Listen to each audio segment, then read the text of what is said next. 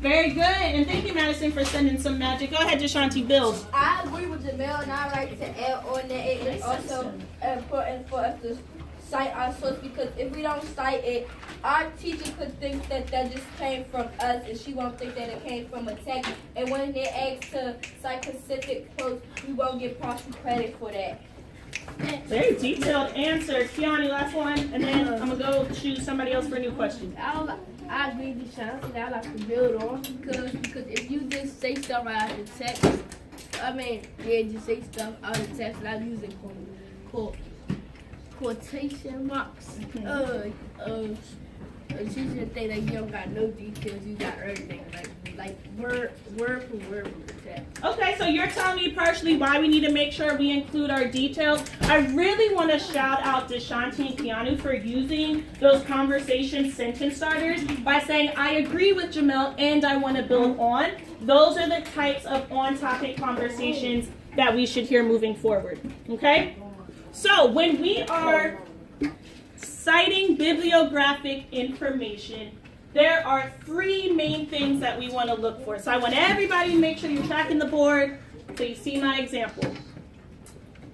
First piece of information you need to know is title of the article. David, I'll take your question at the end.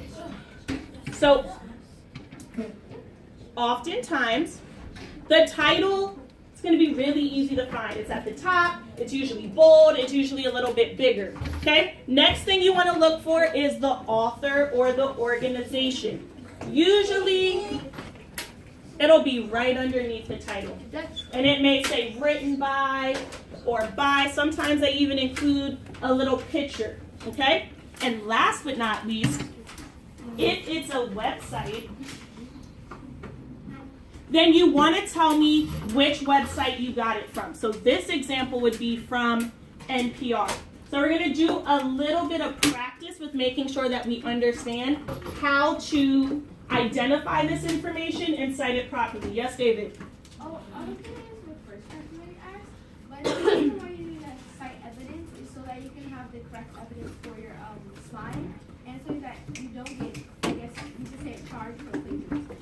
Great vocabulary word, plagiarism. I want everybody to say plagiarism. Plagiarism. Plagiarism is, who can define it for me? Go ahead, Madison. Oh my gosh. Plagiarism is when you cheat. So basically, you're taking evidence from another website and using it in yours. You're taking evidence or information from another place, and if you don't cite it, if you don't say where it came from, then it looks like you're saying it's your own information and it came from you. And that's not true. And plagiarism, honestly, is a really, really big deal. And so I want to make sure that we know how to cite our sources, because this is a skill that you're going to need all the way through college, okay? So in your research notes, just real quick, that's how we're going to be writing down our information. I don't know where that is. So it was just a quick overview. So next, now we know why it's important to cite sources, but now we need to talk about what kind of sources we should be citing. Because to be honest, there's a lot of information on the internet that's just not credible. So what we're going to do now, I want everybody to listen very carefully to my instructions. First, you are going to take 2 minutes. On page 2, you will see the box that says what I think. You're going to take 2 minutes to silently and independently answer this question. The question is, how do you determine if a source is credible? So maybe some of you don't know what the word credible means, but instead of me telling you, I want you to think really, really hard. Think about what we just talked about. Think about what I said about some of the information on the internet. And I still want you to try your best. And in those 2 minutes, silently and independently answer this question. So you have 2 minutes. I'm expecting to see complete sentences. I'm expecting to see 100% of pencils moving. 2 minutes, go. Thank you. I see Sierra automatically started writing. Madison started writing as well. I see Jalen automatically started writing.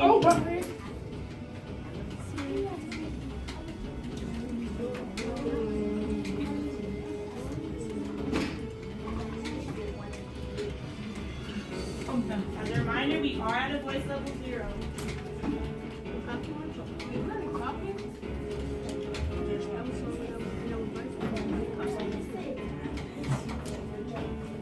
Oh.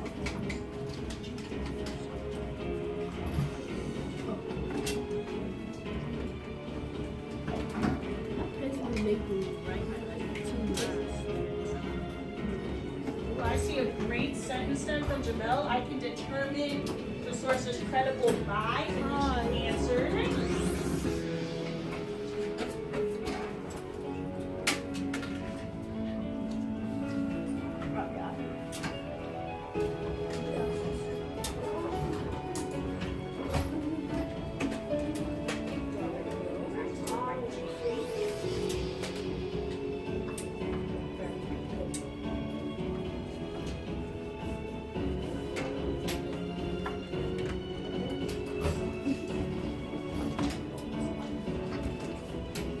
Got about 30 seconds left.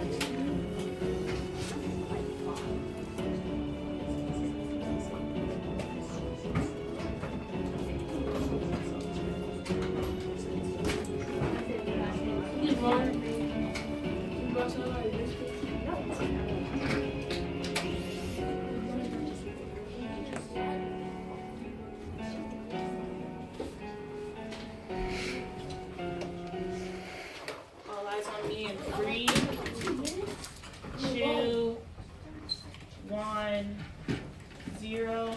Thank you to those scholars who already had their hands up, prepared, ready for us to move along. Hands down. Okay. So if we look in the groups, we're going to have the person closest to the door is going to go first. So that's going to be Madison, Aiden, Christopher and Yair, you're going to be together. So Christopher's going to go. Caleb, Zaria, David, Jamel, I'm going to chat with you. Sierra, Nasir, Raylan, Keanu.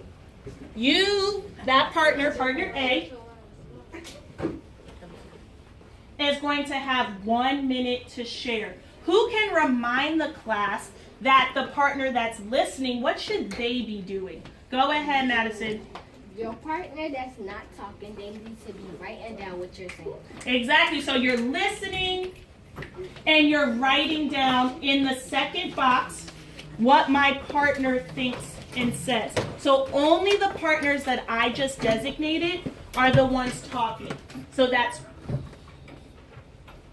one person in each pair. The other person is writing down. And then when I say switch, then the other partner will go.